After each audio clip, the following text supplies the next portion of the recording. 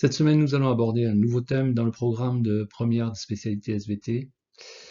Il s'agit du fonctionnement du système immunitaire humain.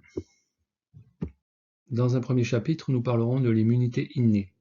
Cette immunité est présente, comme son nom l'indique, dès la naissance. Elle existe chez les mammifères, donc chez l'homme, mais aussi chez plein d'autres organismes tels que les plantes et les insectes.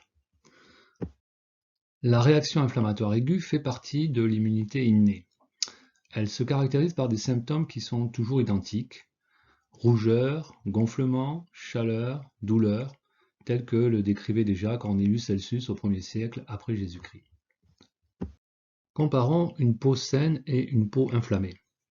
La peau saine est constituée de cellules mortes, c'est la partie la plus superficielle, de l'épiderme, qui est une zone où se régénèrent les cellules, et du derme, qui est la zone la plus profonde de la peau.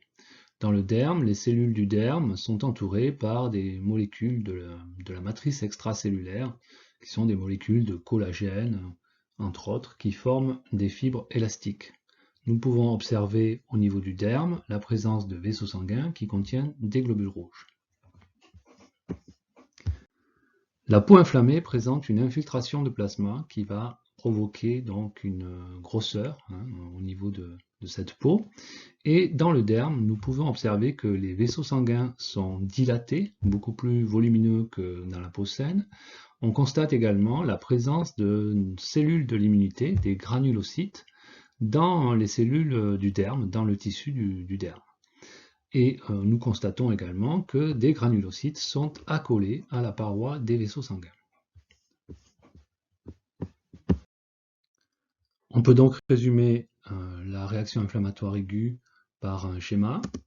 Il y a rougeur, chaleur et gonflement au niveau d'une région inflammée, qui peut être due à l'entrée de micro-organismes au niveau d'une plaie par exemple, mais l'inflammation ne concerne pas toujours des zones infectées. Il peut y avoir aussi inflammation d'un tendon suite à une sollicitation trop importante.